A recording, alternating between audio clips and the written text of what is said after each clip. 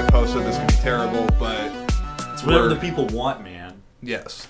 Now, you're probably wondering, well, who's the other voice that's on here? So I have Mr. Adam Wall here. Hi, everyone. Do you have like a social media handle? Is that... Not really. You don't? No. I am a man from Minneapolis, Minnesota. A man, I watch movies sometimes, possibly. Right. I don't know. I thought it was really cool that you, Jordan, were doing a podcast. I'm like, dude, if you need a guest, let me know. That sounds so fun. Because I guess like I listen to podcasts, but like I don't like. Well, which ones do you listen to? Not really a lot. Like my girlfriend sends me a bunch, basically, or like. Have you watched Bill Burr's podcast? Yeah, the Monday morning podcast, or the Thursday just before Friday afternoon Monday morning podcast. I listen to that thing regularly, dude.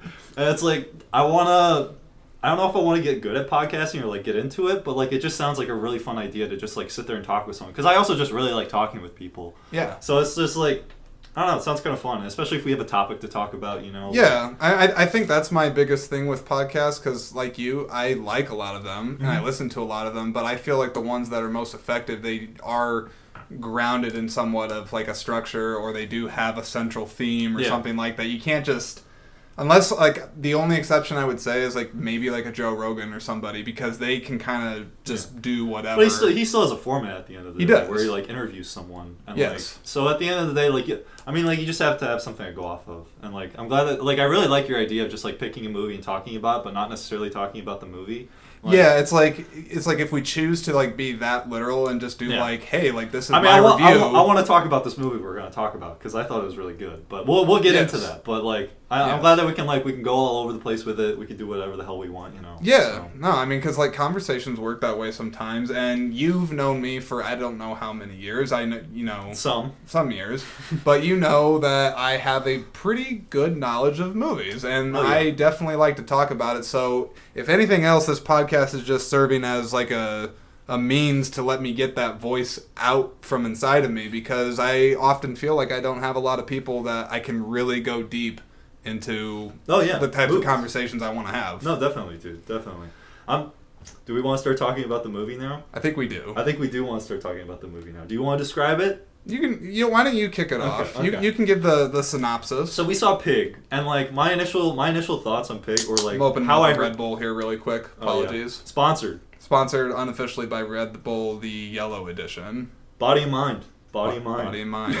Right. Okay. Pig. So like, I don't know. I heard about this movie, and all I heard about this movie was it was a movie named Pig, and it had Nicolas Cage in it, and apparently it was like pretty good. And I'm like, those are three things you like don't usually hear every day. So you're like, okay. Did you see a trailer? I didn't even see the trailer for this movie, honestly. Like I tried, like as soon as I heard about this movie coming out, I'm like, I texted you about it. I'm like, we gotta watch Pig, dude. And then I tried to like hear as little about it as possible. Mm-hmm. So I was coming into this like completely like I have no idea what I'm gonna experience here. Like, is it going to be a Nick Cage movie? Is it going to be something else completely? And like. So basically the movie, we'll give a brief synopsis on it. It was about this mountain man that basically loses his pig. It gets stolen from him.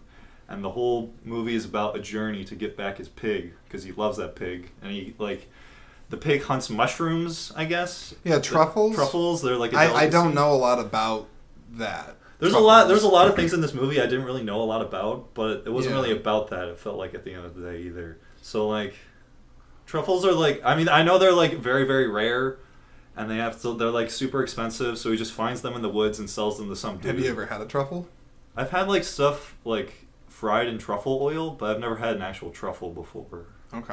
Because that's like if you like really fancy French fries, they put them in fry them in truffle oil. Yeah. Oh, I had no idea.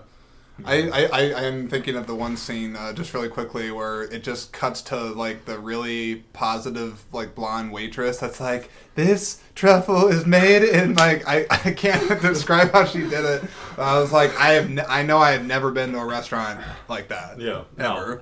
Yeah, because it kind of got into like a lot of like the restaurant scene was kind of where the movie took it. Yeah, because it's in Portland. Yeah, we should say that. One of the weird things about this movie was initially going into it, I thought it was going to be about Mountain Man in the 1800s that lost his pig and like someone stole his pig or something. That was what I was going into, and it was something completely different than that. And it was fantastic, I thought. Well, what did you think of the movie, Jordan? Well, first, I will say any movies that we do talk about on this, since we are going to be going into length on there, there's definitely going to be spoilers. Yeah. So this is not like a movie review podcast, but we're going to talk in depth. So just don't be surprised if we start spoiling parts of the movie. I just want to make that clear. Oh yeah. I guess up to this point it hasn't been spoilers, but maybe we put that spoiler barrier in now. Yeah. No. So I'll give some background to me before seeing Pig. Kind of similar to you. I didn't know a ton about it. I just heard from a lot of the social media, YouTube channels and whatnot that I follow that it was getting a lot of buzz. Mm-hmm.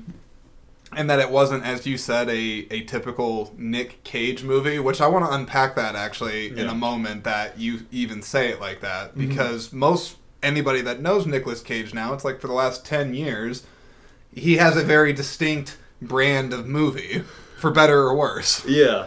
Mostly for worse, I feel like. But. Yeah, I mean, he is the best worst actor that I know of. Yeah, and honestly, like, it's a pretty good selling point for a movie to have Nicolas Cage in it, because, like... actually, I don't know, though, because there's some movies, like...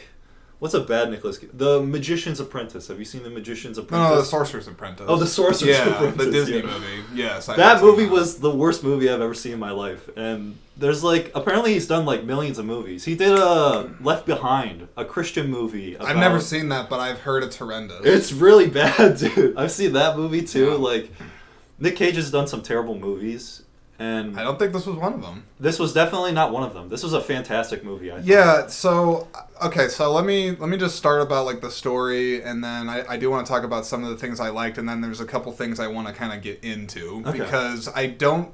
First off, I don't think this is a movie for everybody. I do not think this would be a movie that would be, like, massively appealing to, like, a really wide audience. Definitely not. No, I mean, I think there's a reason that it's what do you call it? Independent, right? Yeah.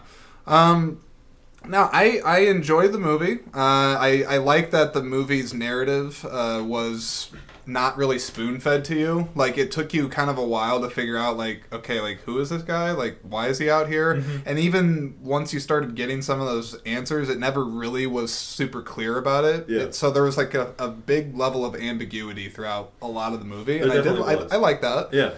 I think what did it for me for this movie, where I was like, okay, like, kind of where's this going? I kind of wanted to figure out, like, just what is this movie? Because like I thought it was well shot. Yeah. Nick Cage, he I mean, when he does bring it, he brings it well. Yeah. Very good actor. I thought his performance was very controlled compared to like crazy screaming Cage. The bees, not the bees, all that stuff. So I thought he was very controlled and measured, and he was quite good. But I think what did it for me for this movie was the subtext, because. So without like spoiling like a ton, you could spoil it. Yeah, I guess. I mean, why not? Why not? Go watch this movie. Yeah, go watch Pig. I'm giving an endorsement for it. It's only an hour and a half long too. Yeah, it felt longer to me, but I think that's just because the overall pace of the movie. Yeah. It's a purposely slow paced movie. It is, yeah. But anyways, I think what did it for me was the subtext, because there's this particular theme, I guess, about it where you understand, I think, that he lost his wife, right?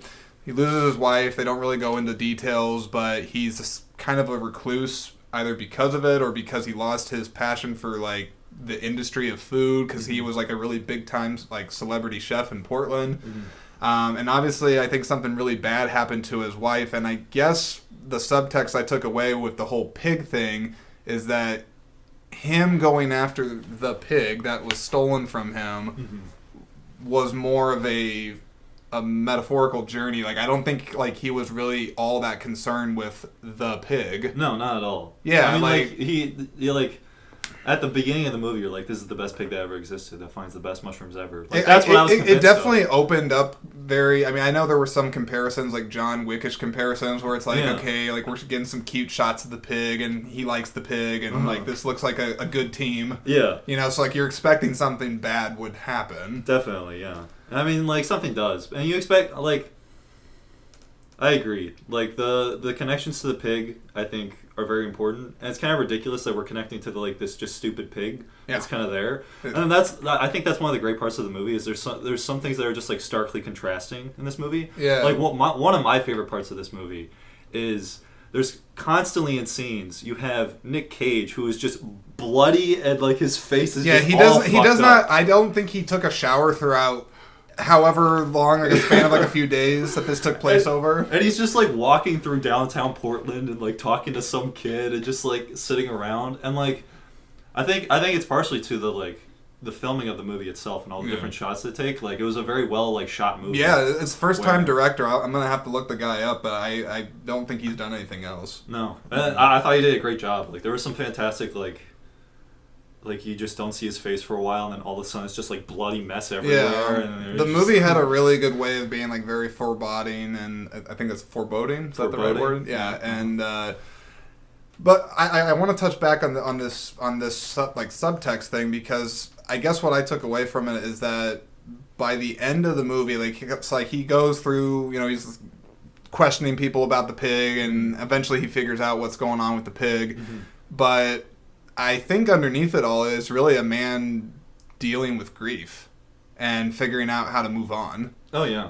I think that's what made the movie work, and that the pig, the dumb pig, is just sort of the device to help see that message through. It's a very beautiful device too, and like even with, not necessarily with Nick Cage either, but with I forget the younger guy's name. I think it's Alex Wolff. Alex, yeah. Because he has a brother though. They're like almost twins. There's like Nat Wolff and Alex Wolff. Okay. I think he's in that Hereditary movie. Oh yeah, you seen that? Yeah.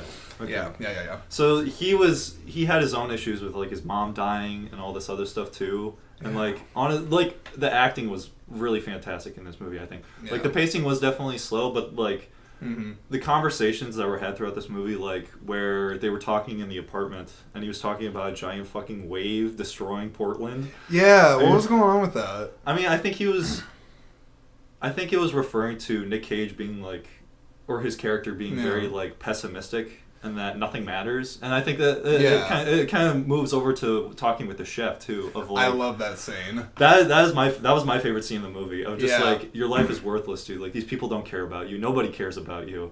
And you're like, damn, dude. Yeah, that's this guy. Like, it was cold. Yeah, and like, you could tell. I mean, like, it's interesting too because it's this bloody guy that has like such a well-known name in Portland apparently, where it's like, oh my god, it's Robin Feld. Like, oh my gosh. So everyone's like this guy is a big penis kind of thing, So that's what it is. Like, wow. Like do you see like what he's packing there? But then he turns around and is like, doesn't only like, he cares about cooking in a different sort of way, and like he just like rips into the fucking chef. I did enjoy that because it was. That actually I thought was interesting. I mean, that whole scene is very interesting. But like when the chef comes out and he seems like a little cookie cutter for a place like that. Yeah. Because they're doing like the steam bowl and everything, and he's like, "Hey, folks, like, how are you doing? You like our food?" He has the most annoying voice ever, which I love that they like. I don't know if that's just his regular voice or if they made his like try to sound as annoying as possible when you play this role. Well, and then it was funny because like when he does realize who Nicolas Cage is, and like he sits down, he immediately starts kissing his ass. He's like, "Oh, like, wow, like, it's so great to have you," and that scene I liked because as you said, he was being very pessimistic and just like giving it to him raw, just like cut the bullshit. Yeah. And I guess that's what I liked, is that the way he kind of thinks about cooking and the passion for it. He's like, you're just a soulless, like, nobody. Yeah. Like, you're nothing. Like, you do not care and you're worthless. And I mean, it was brutal, but I like that authenticity. Oh yeah, well, like, you could tell the chef knew what he was talking about too, because he like wanted to start a pub. Yes. And he's like, maybe I gotta, like, I'm not following my dream. I'm just here in this job, like, acting basically. Like, I'm a chef, but I'm not really a chef. I'm just some dude. Yeah, and I think that was interesting too, because I mean, as the movie starts and as we figure out, he basically is a mountain man life. Like he's become a recluse, but he's like 100% comfortable with it. Oh yeah. Like I don't think like he's like like the grief part is not. I don't think necessarily what made him do that. Yeah, I think like the pig in doing that helps him grieve though. Yeah. Like it probably like his wife probably died. He's like, I can't do this cooking thing anymore, because it would probably remind him a lot of her. Yeah. But yeah, he's very much a pessimist, and like he brought it out in that scene with the kid where he was talking about the 10-foot wave or whatever. Yes. And that was also, I think, a very powerful scene, and like just like being like, we create problems in our lives, but like how much does it really matter if there's a giant earthquake that suddenly like sends all the buildings to the ground, you know? Like it brings you back a little bit, you know? Like we distract ourselves with things like movies, and we distract ourselves with things like food or whatever it may be. Yeah. But like being something like a mountain man that just finds mushrooms with a pig for 10 years, you know, probably gives you a different perspective on things. Is it the right perspective? I don't know. I'm just realizing that that contrast actually between Nicolas Cage and Alex Wolff, the kid, because if you notice, like, you know, him and his dad, they're both wealthy. Like, he has his Camaro and he has his nice apartment. Like, he's like, you know, nice clothes and everything like that. And I think they purposely did that to show that this person obviously values material more than passion and truth and that kind of thing. Yeah, and so I definitely like seeing that contrast for sure. Yeah, I love this character because it was like this rich dude, but then like he turned out his father's like a fucking asshole. Yeah, and he's like trying to find his way in life, but his dad's honestly just bogging him down really. And he's just like, I guess he has a nice car, but like his dad hates him or something like that. So you kind of feel bad for him too. He's a very complex character, and like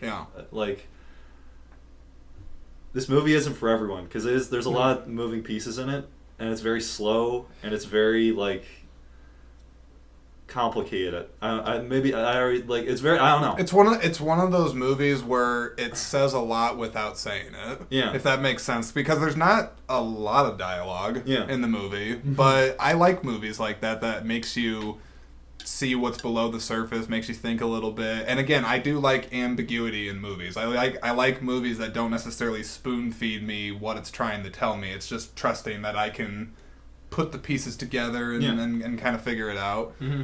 I want to talk about the underground fight club. That was interesting. It was kind of confusing. Yeah, that part, I mean, like, I was like, this is cool. There's like apparently an old hotel that used to be in Portland that is like buried, but then like some celebrity chef unburied it to make it's like a fight club sort of thing. I don't know, only for chefs. But only for chefs, and it's also like it's not really Fight Club. It's just I don't know. Were they paying him money? Because basically, because I saw they were all laying down pieces of paper when, like, I'm assuming to bet, but it didn't look like straight money. Like betting that he wouldn't get up, I think was the challenge. Yeah, because they have the stopwatch or whatever. Because I think like they're just like, let's see if he can just get beat up for a minute straight and still stand. I guess. Yeah. I admit that part was losing me a little bit. That part was losing me too. That was probably. It was kind of weird and didn't really make much sense. And, like, I don't know if they were trying to, like, get the audience to really be, like, into the movie and be like, okay, shit's going down now, you know? But, like, I don't know if it, like, it just kind of took out of the movie, I feel like. It took you out of, like, Nicolas Cage and Finding the Pig, and now you're like, oh, there's this, like, secret underground shit. It felt like a different movie for a little bit. Yeah. Yeah. And it was kind of odd. And another part I thought was odd about, another scene that was kind of odd was when he, like, went and talked to that kid. Yeah, the one he's talking about the tree in the backyard. Yeah, like, I don't really, like, okay, it's his old house, I understand. But, like, it didn't, like, I don't feel like it really, like, moved the plot along, really. Like, I was waiting for something to, like, happen, but it was just, like, him talking to this kid. I guess we learned that he knows about trees and fruit. Yeah, like, but you kind of already knew that. Yeah, he was a mountain man. Yeah, and so we knew that he was a celebrity chef. Yeah, so that scene I also thought was a little bit like, not that scene I wouldn't say was out of place. It was just kind of like nothing was really going on, and like I was like looking for something to happen, or like we figure out who this kid is, if he knows this kid, or like it's just like he just showed up at a house that was apparently his old house and talked with this kid for a few minutes about some stupid plant, and it was just kind of odd. So I would say just overall with Pig, it is a movie I would recommend. But you need to know what you're getting yourself into, because it's not a revenge movie. It's not like an action movie. It's not like that. It is a character study. I guess like it's a deep dive into a character. And obviously they use a pig as the device to kind of drive the story, which I do want to bring up also that we did watch it with another friend of ours, and his reaction was that he was actually upset that he's like, is the pig coming? Like where's the pig? He's not getting his pig back? Yeah, like, it was a little weird of an ending. Like, I understand the pig. Yeah. Like, you can't bring the pig back to life, but it's just kind of weird that the pig just died. And what happened? What happened to the pig? I mean, like, because that I mean, I obviously understood the pig dies. Yeah. But I didn't quite understand how. Like, he said, like, druggies, like, got the pig. Like, yeah, because like he paid like the Hicks that at the start of the movie to like knock out Nick Cage and take the pig. Okay. And they were like, they must have been like harassing it, or like they choked out the pig or something like that. And it just died in transit. And like, my guess is that the dad felt really bad about it. Yeah, because that's why he just wanted to like give him money. Yeah, just go away. Take $2 million and get out of here, because like he's a broken man the same, you know. And it's like, I don't want to like deal with something like this. Yeah, I didn't realize that actually, because they had that whole subplot going on with the mom, that the kid's mom is in the nursing home or whatever, and the dad obviously is totally messed up about it too. Yeah. Yeah, that's interesting. I didn't think about that. Now, on the subject, really quick, because I did say I wanted to touch on this briefly, is Nicolas Cage movies. Because you did say, like, you know, is this going to be a Nicolas Cage movie? What do you mean by that? I honestly think this is a Nicolas Cage movie. Nicolas Cage movies are different, is how I would describe Nicolas Cage movies. Like, There's been an evolution. Like, okay, have you seen Leaving Los Angeles? Leaving Las Vegas. Oh, Las Vegas, yeah. Yeah. You seen that? That's a great movie. It's a fantastic movie. And like, that's where you got to start from. And that's like, honestly, one of the more normal movies he's done. I think the first movie I ever saw him in, and like, he doesn't do anything in it, is he's in Fast Times at Ridgemont High. Okay. And have you ever seen that movie? I have not seen that movie, no. It's a good movie. It's very much in like the Dazed and Confused style of movie. Okay. Kind of one of those. It's a hangout movie loosely, but it still has a plot. Yeah. Anyways, yeah. So, anyways, continue. Yeah, like,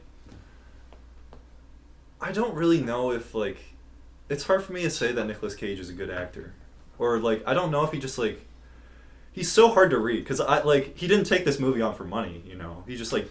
No. Like, this movie is not going to make a lot of money. Like, they made it where it's like, it's for a very specific audience, and it is not going to have mass appeal. Is it the A24 audience? It's the A24, exactly. It's the A24 audience. I wasn't sure if it was, or if it's another indie category.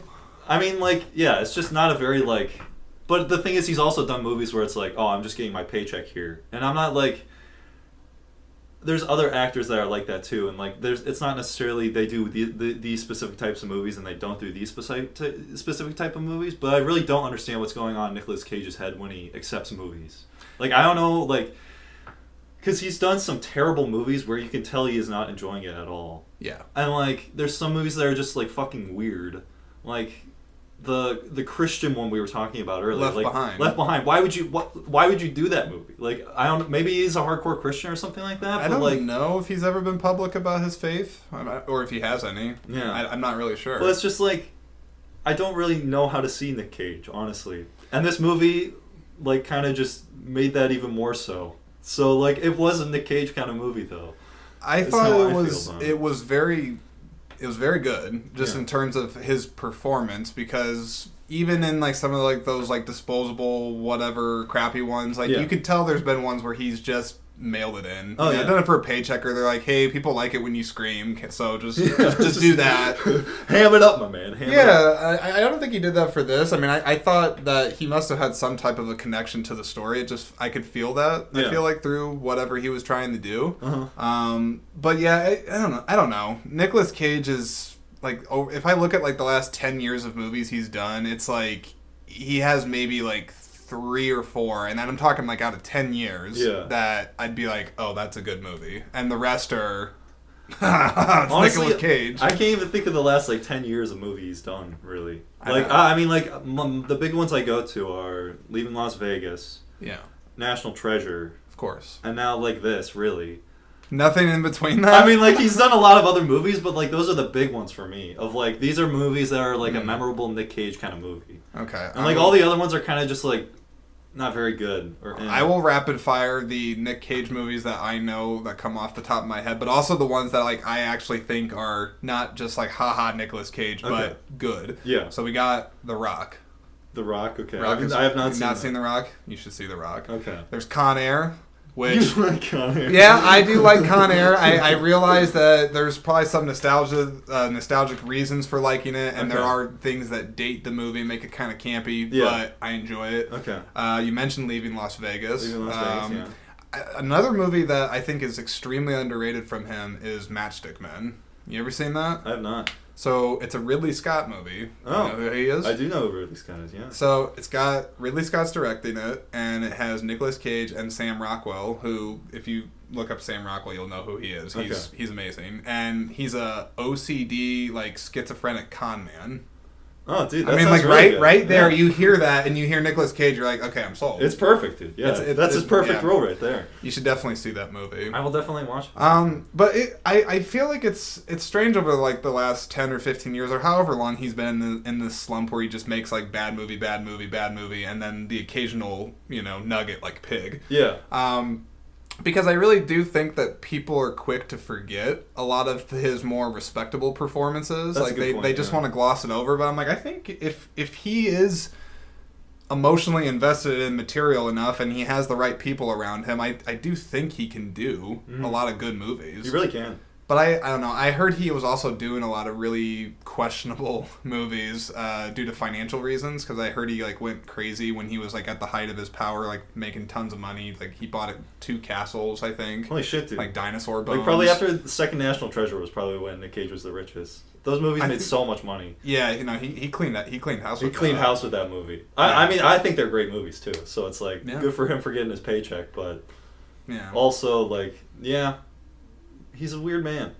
Nick Cage. He'd be interesting to meet.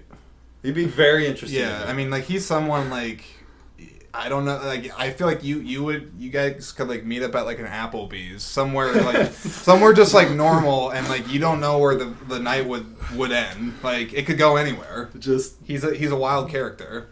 He's a wild character. I don't really know how to see him, which is good for him too.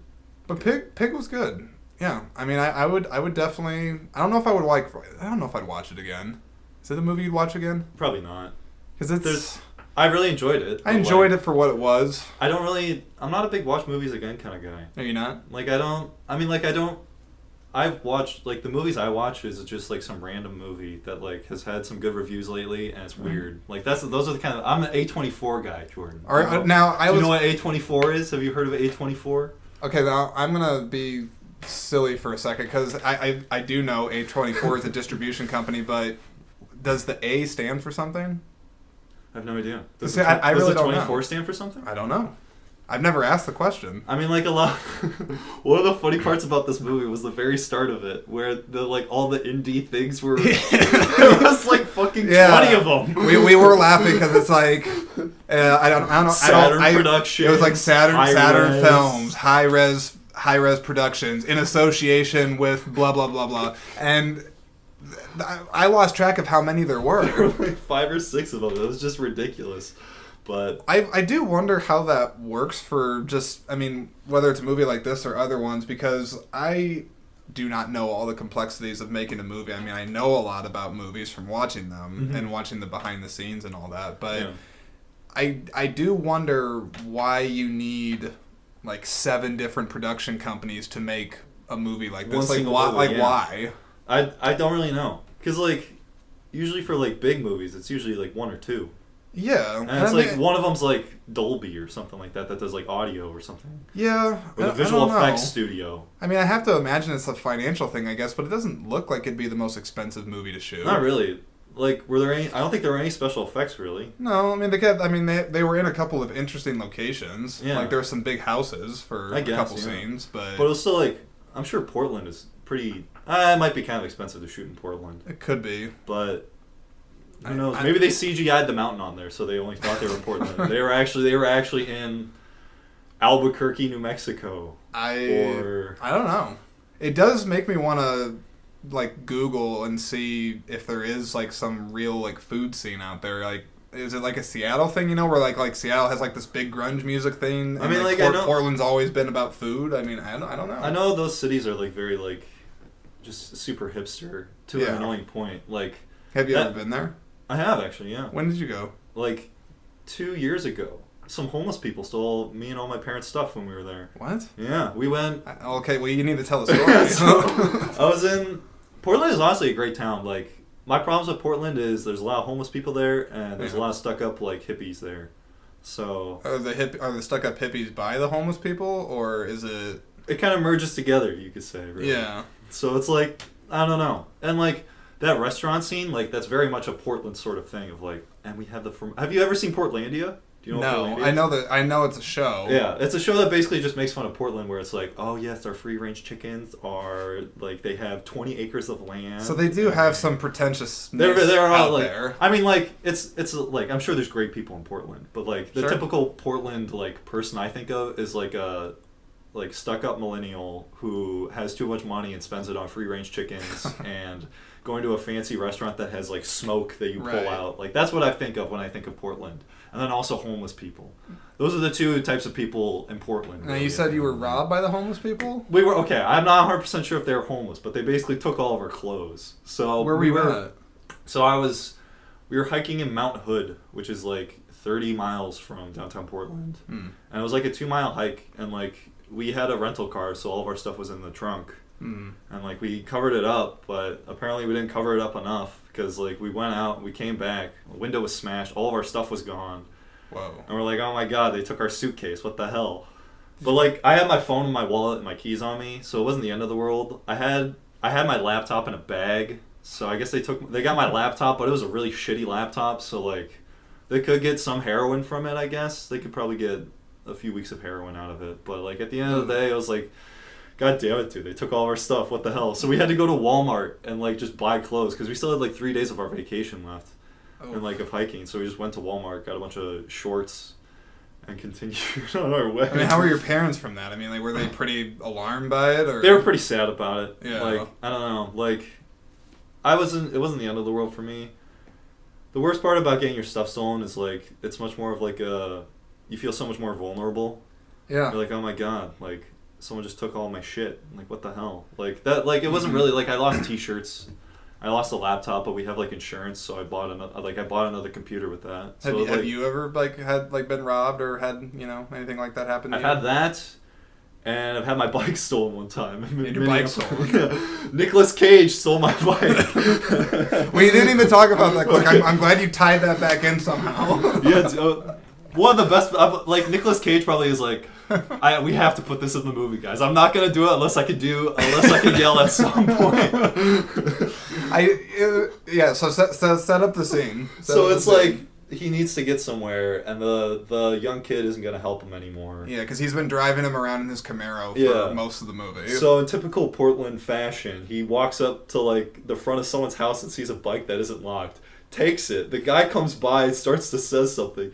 He's all like bloodied up and like Mountain Man. He just screams at him and then quick cut. Yeah, it just cuts off abruptly, and he doesn't even like say like get away or nothing like that. It's just BAM!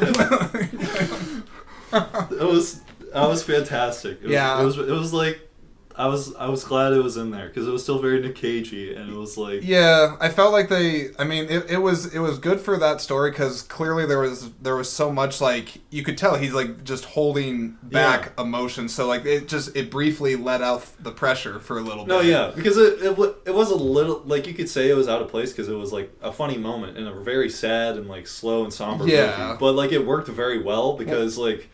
It also fit the character so incredibly well. Like that was exactly what his character would do. Yeah, in like that situation he's at his breaking point. He's at his breaking point, and he's like he's going insane trying to get this pig back. So it's like it's very expected, and it was.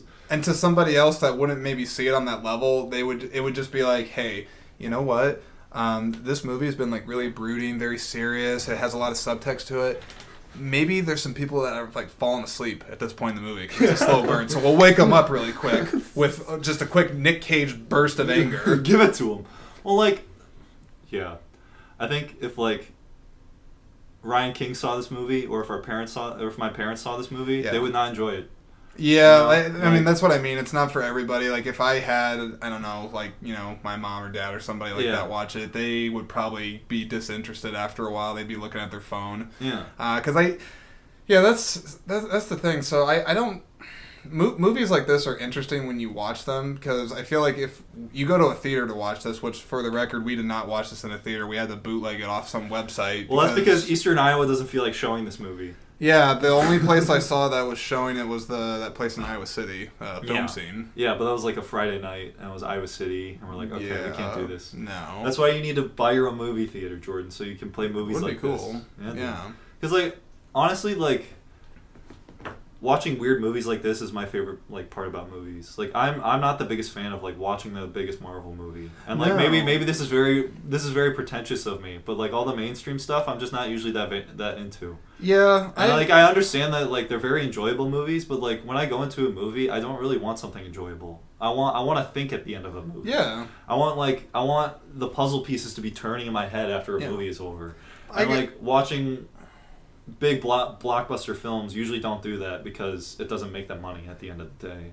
So I have a couple counterpoints I want to throw out for this, because you're definitely onto something there. So I can just say for myself, and again, I touched on the very beginning of this podcast, is I don't really have a good outlet to like really talk about movies the way I want to. Yeah. Because I feel like a lot of the people I'm around, and I know this is going to come off as pretentious. I know it will, or arrogant, or superficial, whatever you want to call it. Because I do feel like a lot of the movie going crowd I know, friends, family, they, like you said, they may like the more. They're what you call a casual movie watcher. They'll watch the Avengers, the masses, or Toy Story, or some kind of the masses. Yeah, a mass appealing movie, whatever. Yeah. But I don't know. I like you. I'm not saying it has to be like some obscure Nicolas Cage going out to find a pig to really get over his dead wife movie. No. I'm not saying it has to be that. No, it doesn't. Yeah. But I will say most of the movies I can relate to, or the ones that have had an impact over time, they are usually ones that, like you said, they make you think. Yeah. They make you have an emotional reaction, and sometimes it's not always a good one, but I like going through a journey when I watch a movie. I want something that isn't just fed to me. But it doesn't. Also, it's like you have to. I think you have to do it in bursts though too, because those Marvel movies have their place. They do. They really do. Yeah. I'm not gonna say I don't like sitting around watching Iron Man. Right. Like we're just like watching. They're very fun. Yeah. And like, they're kind of two different things really. Like watching movies it can be something like that where it's just like I'm just gonna enjoy myself and have a good time, and I'm not trying to think right now. Yeah. And it is like I want to be thinking. I want them to throw something at me I'm not expecting at all. And like I'm usually not the one to tend to like those just fun movies. Like I'd rather just do something else. Yeah. So that's I guess my take on the whole situation. Why I really enjoyed Pig, because it did make me think. Yeah. And it is very much that kind of movie. And but I like that it did make you think, and I think the other thing I enjoyed just overall is that even though it's not necessarily a movie like I would want to like go back and revisit a bunch, because I have my movies that I like to do that for. Yeah. But it also wasn't one where it was like very uncomfortable to get through. No. If that makes sense, because certain movies, and I'm sure you could probably name a few. Hereditary could be a perfect example of that, where there's certain movies that bring about a reaction in people, and like it's like I'm trying to think of an example. So it's like. Let's say Schindler's List. Okay. Just throwing one out there. Yeah. That is a very rough movie for a lot of people to get through for a lot of obvious reasons, right? Yeah, it's tough. But what I'm saying about that is that like you watch a movie like that and you're like, oh man, like that was just really hard for me to watch. It made me uncomfortable. Mm-hmm. It was just really unpleasant. But it still makes you think. Yeah. You still get that deep side to it, but it's uncomfortable. But a movie like this, I still found it easy enough to get through without being like, oh, this is gross, or oh, this is in bad taste, or something like that. It definitely it didn't do that. It didn't give you those it was a sad movie, but it wasn't the saddest movie I've ever seen. But sometimes I like to see movies like that, though. Oh yeah, no, I think you were saying essentially the same thing. As like sometimes we like the movies that they mess us up a little. Oh bit. yeah, like Hereditary, fantastic movie. I love Hereditary. Do you like Hereditary? I do like Hereditary. It's terrible. Well, it's like I'm never gonna watch it again because I think Toni Collette, the main the mom in the movie, she got robbed of an Oscar. You think so? Damn. I mean, I think her performance was pretty memorable. Yeah. In that movie. Yeah, I mean, I don't know if I could put that on the actor though. If it's, I find it more just the premise of a movie like that. It's just like, because have you seen Midsommar? It's by the same director. No, and I need to see that. I didn't really like it as much, and maybe it was the acting in it, or I don't know what it was, but it just wasn't as impactful. I've heard that from people that have seen it. It's mixed. Mixed, yeah. Like I'm not gonna say it's a bad movie, but like, it was very like, and it was still kind of fucked up in a sense, but like it wasn't as hard hitting as something like Hereditary was. It was just kind of like, oh, okay, that crazy thing's happening now, I guess. But it was kind of everything was just kind of glossed over a little bit for me. Wasn't the kid in this? Is he in Hereditary? Or is that his brother? Because like I said, they look a lot alike. I have no idea. Honestly, I'm not the best with like picking out actors, but they look very similar. Yes. I didn't even know. It might be the same guy, honestly. I used to think it was the same person, and then I looked it up, and they're like, oh, no, they're brothers. And I was like, oh, like, all right. Okay. He's very good. I've seen him in other stuff, the one that's in Pig, and yeah, he's very, very good. So, I'm going to say another thing about Nicolas Cage and whatnot in this movie. I can't think of what it is off the top of my head. We went in a lot of different directions on this. We've gone a lot of different directions. But it's cool. I like podcasting. Podcasting's fun, dude. Hey, let me ask, what is your ideal length of podcast? Or do you think there is one? It kind of depends what you're talking about. Yeah. Movie podcasts, I would say, like, I wouldn't go more than, like, an hour. Especially since we're, like, it's, like, a specific subject. Sure. I would try to keep it, like, pretty brief, and like honestly podcasts that go more than an hour, like it has to be a very, very deep subject. Yeah. Like, have you seen Hardcore History? Do you know what that is? I've heard of it, but I've not seen it. He does like 5 to 6 hour podcasts, but he also like it's about history, so you could talk about history for like forever basically, because it's just like so complex and there's so much stuff going on. Right. And like movies you can do that, but I would try to keep it. I mean, certain movies I would argue that I think you can, but you're right.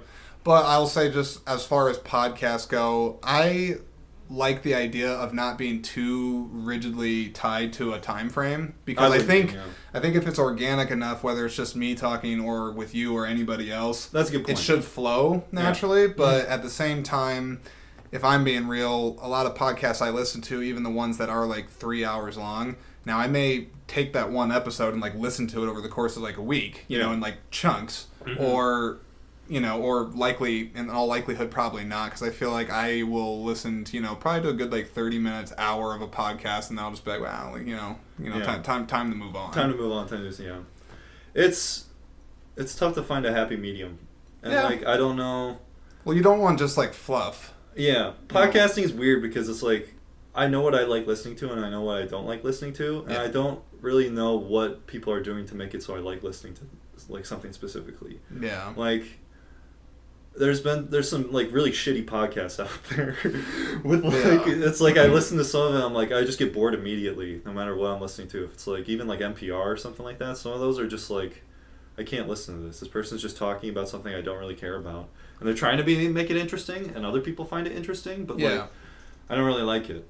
And I don't know how podcasting is a new thing kind of, so I guess I don't really know like the art of having a conversation with someone is like, I could talk with people forever, but I don't know if that makes it a good podcast or not, really. Right. At the end of the day, like, am I just like talking out of my ass and people aren't going to understand at all what's going on? Maybe. I mean, like, we are talking out of our ass, I guess, but like, I see what you mean. It's the quality of the conversation. Not only that, but it's the overall flow of it and how it feels. And that's what I think is so interesting about a lot of different podcasts out there. Is like, at the end of the day, what is a podcast? It's just someone talking into a microphone. It is, yeah.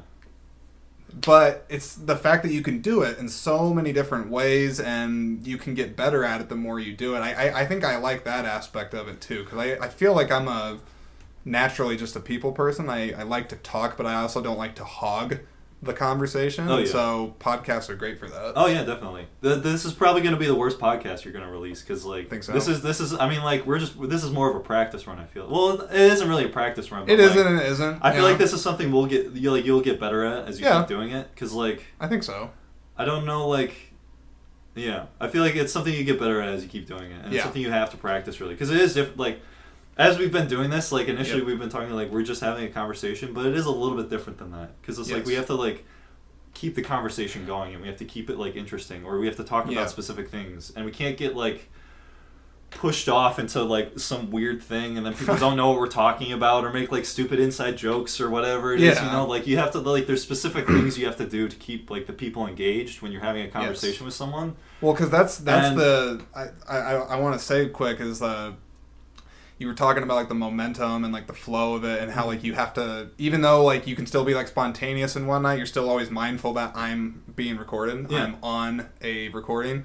And so unlike in real life situations where like there's just, you know, dead air or you don't have to, you know, just constantly be chattering. I mean, I do hope that the more I do this and more I try to get better at it, that it's not just, I don't have to feel like I have to talk just for talking's sake. Like I can allow for some pauses. And maybe the fact that we're thinking about that is making this like too crowded and we're not having enough dead space in the conversation. Who the hell knows? Here, we'll have to listen to this afterwards. Wait, we should just do like, you want to just do like go dead silent right now? We can just do it.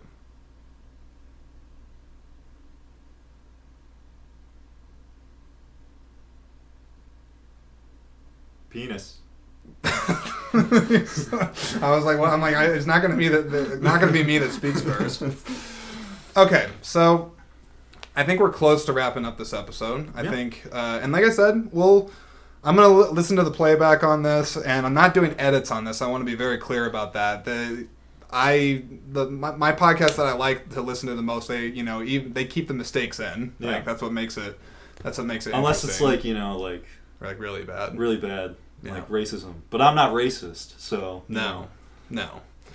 But I enjoyed talking pig with you. I enjoyed talking pig with you too, James. And I know we talked about a lot of different things, and I also appreciate that you were the first person, or among the first people, that have showed an interest in actually wanting to try something like this out. Oh, yeah. So I appreciate this is new territory for me. So if it turns out this is the best podcast ever, I'll come on anytime, dude. Just let me know. I think the format of this is going to be okay. And like I said, we went in a lot of different directions, but we still kept it on pig. Oh yeah, kept it on pig.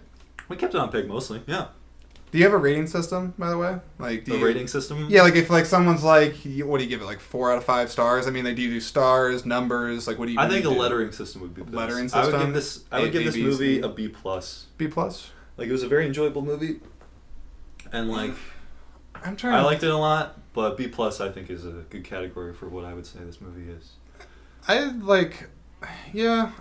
guess I'd probably give like a B myself. B? Okay. I'm not gonna go quite that high on it because I just don't know if I would really rewatch it. Yeah. Rewatchability is a big thing for me in movies. Yeah, but I enjoyed it. You know, certainly better than what I was expecting it to be. Definitely, yeah. But anyway, do you want to plug anything? People do that usually before they wrap up. Like the Hot One show. They always are like, tell the people what you got going on. I do have one thing. Fuck Jordan. That's it. That's all I got. There you go. That's it. Anyway, that's it for the episode. So thanks for listening, everybody. Appreciate it for the 3 people that are listening right now. Woo! Woo! We did it.